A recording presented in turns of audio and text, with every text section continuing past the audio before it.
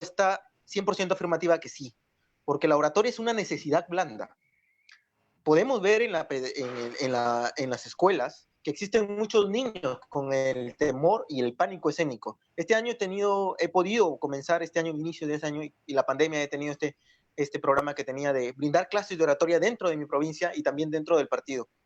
Y en la primera experiencia que tuve, niños de 10, de 12, de 16, 15 años, que tenían ese pánico escénico, ese problema de expresar, y porque veían y porque no sentían el apoyo dentro de su propio colegio, de su propia escuela. Entonces, creo que es necesario, por una simple razón, la oratoria es una necesidad blanda. Comunicar nuestras ideas debe ser sin miedo y sin algún temor. Tampoco temor de esperar que puedan decir de mí, sino hablar con total libertad. Como decía ella La Torre, no puedo pensar como tú, pero te daría mi cabeza para que expresaras lo que tú piensas. Y creo que eso es lo más importante, enseñarlo. En Europa se hace, en México también se realiza esto, pero lamentablemente en nuestra educación no lo podemos hacer. Y creo que hoy, como vuelvo a repetir, comunicar esto, la comunicación oral, el manejar estas herramientas nos ayudan mucho, no solamente cuando en nuestra etapa de colegio, no solo para exponer, sino para un futuro, y porque la oratoria se tiene para toda la vida.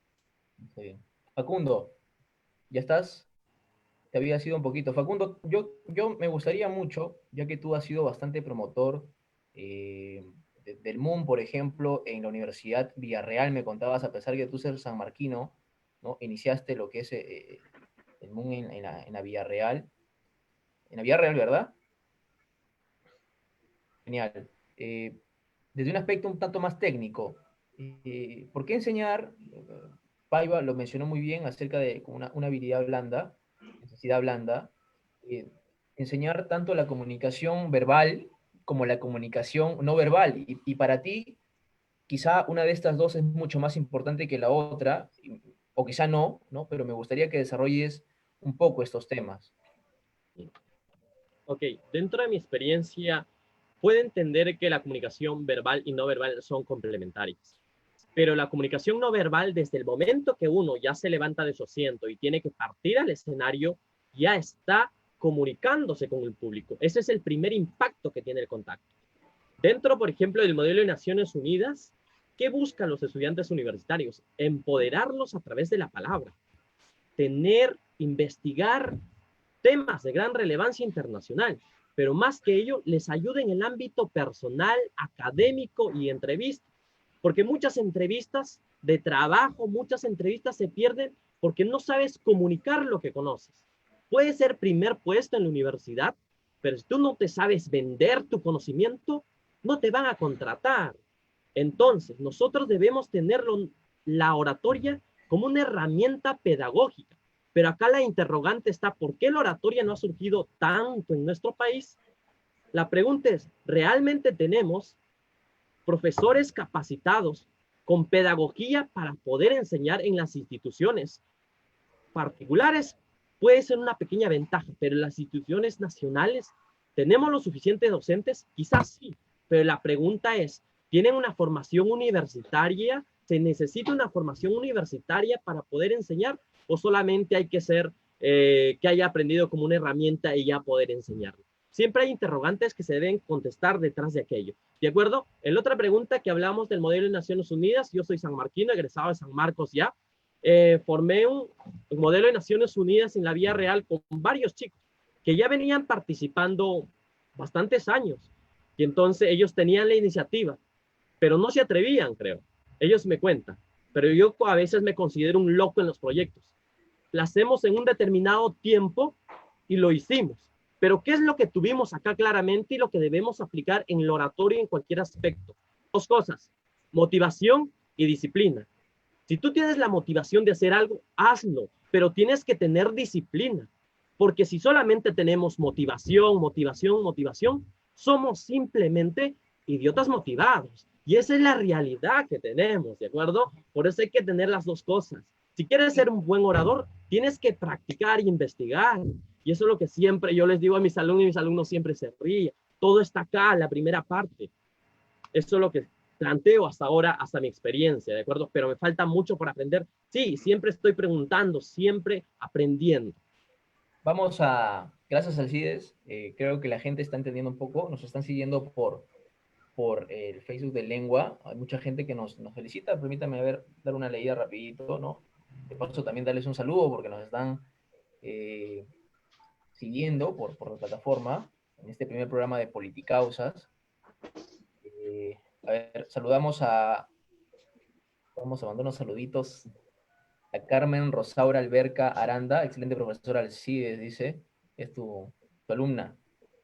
Edu Barrón Sandoval, muchas gracias por seguirnos también. Compañero Cristian Centeno, desde Miramar, que viene trabajando con su municipio. Un abrazo. Yolanda Ríos también. Emma Choquehuanca. Diego Héctor Barbari. Oscar Augurto. Ah, mi mamá también, mamá. Bueno, todos los que nos están viendo y desean hacer algún tipo de pregunta acerca de quizá específica sobre la oratoria, con gusto la leemos y nuestros dos entrevistados van a dar respuesta a ello. Pero ahora vamos a hablar de un temita. Yo, por ejemplo, para empezar un tanto en esto de la oratoria, tuve un buen guía que fue mi abuelo Manuel Carranza, que él se daba pues los discursos en la Plaza San Martín junto ahí a la torre, ¿no? Tiene una foto así con la Plaza San Martín llenecita, esos tiempos, ¿no? Que los discursos eran de plaza, no ahora que es un tanto diferente, ¿no? Porque la comunicación ha cambiado un tanto en los escenarios. Eh, yo lo tenía él como guía y también revisé pues los discursos de Allende, de Luther King, de Hitler también, en la técnica, ¿no? No en el contenido sobre todo. Eh, y también del compañero Alan García, ¿por qué no? ¿Ustedes a qué oradores han tomado como referencia y a la vez recomiendan el estudio de sus técnicas a los jóvenes, ¿no? Para que vayan como que tomando cierta ruta mientras ya van desarrollando su propio estilo? Alexis. Sí, bueno, Víctor, mencionas ahí esto, has mencionado tú que tuviste la imagen y el apoyo de tu abuelo, ¿no?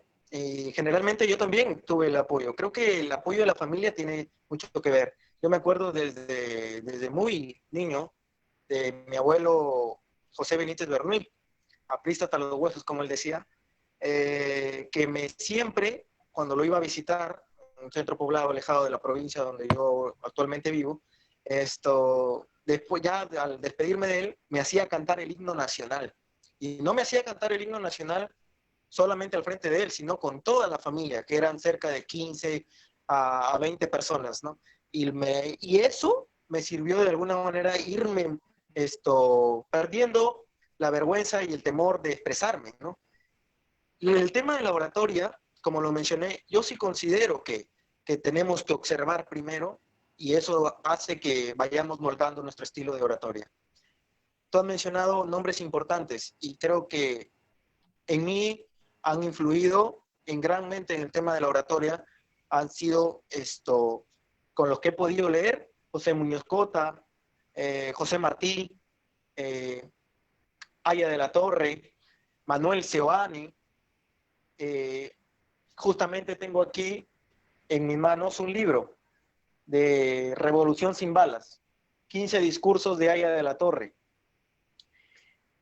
Salvador Allende, y no me avergüenzo de decirlo también, ha tenido mucha influencia dentro de mi oratoria, el compañero Alan García Pérez. Quien diga que Alan García no es un buen orador o no tiene oratoria, creo que ya es No, yo por creo que decir ya... la mezquindad no puede ser muy grande, ¿no? Pueden discrepar, pero en su oratoria creo que no.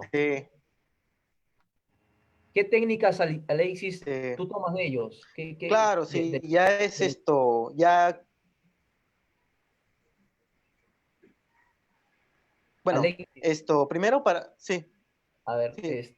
sí, rápidamente, ¿no? De lo que tú has mencionado, ¿qué técnicas, eh, o usos, ¿no? Tanto verbales como no verbales de la comunicación en los que tú has mencionado, has tomado como ejemplo o los tomas como referente? Por ejemplo, ¿no? La claridad de las palabras de Alan García, ese es uno, ¿no?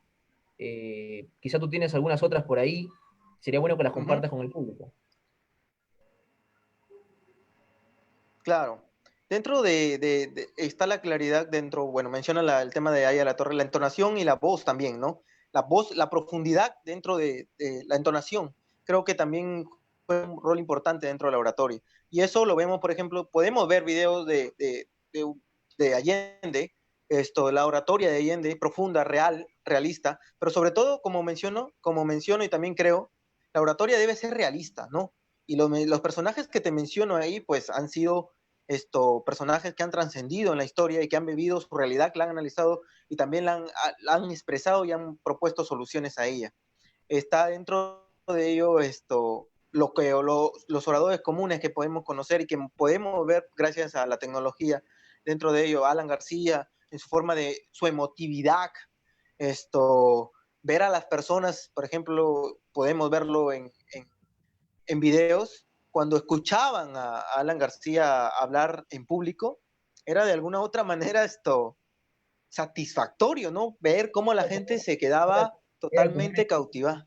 una excitación social, era, ¿no? Y se alocaban. Claro, claro, exactamente, ¿no? Y también, por ejemplo, tenemos los comentarios de nuestros abuelos, de personas mayores, que nos hablan de la misma forma de Aya de la Torre. Aya de la Torre podía estar 3 horas hablando en una plaza pública y no aburría y no cansaba a la gente, más bien la gente le pedía a Aya de la Torre continuar, ¿no? Porque era una oratoria educativa, además, una oratoria política educativa, algo que hoy carecemos. Esto, y dentro de ellos está, ¿no? Creo que también está en el discurso y la argumentación, la dialéctica que le brindas a tu discurso. Y dentro de ello está, a mí me gusta bastante leer los discursos de José Martí. Fue José Martí, cubano, propulsor de la independencia de Cuba, fue el modelo de Fidel Castro, y que tiene un buen libro que me obsequió un cubano de allá, Carlos Alberto Suárez, La oratoria de José Martí, y en ello hace referencia el aprendizaje filosófico, dialéctico, sociológico que tiene y que tuvo Martí, que deben tener los oradores dentro de ello, ¿no? Combinar dentro de ello del discurso, de la flexibilidad del discurso, algún algún poema, alguna frase, algún dato histórico, algún dato estadístico, alguna propia anécdota, ¿no? Que sirve de motivación para las personas que te están escuchando. Bueno, Creo creo que un que, buen ejemplo es el discurso de Alan cuando incluyó a Calderón de la Barca, ¿no? claro, claro, cuando incluyó Calderón de la Barca también, ¿no? También los discursos políticos de Alan, ¿no? Por ejemplo, hay un discurso muy conocido de Allende que está en video en YouTube, donde se menciona un obrero no importa que tenga o no tenga ideología política, no importa que sea o no sea marxista, no importa que sea o no sea de izquierda, es un humano que tiene derecho al trabajo y le debemos dar nosotros. O sea, es una forma, imagínate, de impactar, ¿no? Y de abrirse, y quizás por eso al final la izquierda radical abandona Allende, y eso es algo que no se dice, por su versatilidad, por su amplitud de diálogo y por su libertad de conocimiento también dentro de ello, ¿no? Mencionas un claro ejemplo de Alan García, el poema de Calderón de la Barca. El mismo Manuel Sioan, el recordado Un recado al corazón del pueblo, ¿no? Eh, eso son claras muestras de cómo manejar dentro de ello un discurso y una forma de conectar con el público. Gracias, Alexis. Alcides, dentro del manejo de la oratoria, la retórica es sumamente importante. Este juego de palabras, esta articulación, ¿no? Que obviamente, como ha dicho muy bien Alexis al inicio de esta entrevista, la oratoria no se improvisa, ¿no? Una vez tenía un debate con un tío que me decía, no se improvisa, sino que se adapta. La adaptación creo que es una palabra mucho más correcta porque es el conocimiento que tú tienes y el momento cuando tienes que hablar, puedes elaborar un discurso porque hay un contenido de por medio. No, no lo improvisas, ¿no? No es que sale de la nada. Alcides, tú también estoy seguro que has revisado algunos grandes oradores. Eh, ¿Qué recomendaciones nos das? ¿No? O qué usos de la retórica también consideras que son importantes dentro del ejercicio de la expresión mediante la palabra? Bueno, dentro de mi experiencia, había revisado bastantes oradores, entre ellos que es claramente que es Víctor Raúl de la Torre, Alan.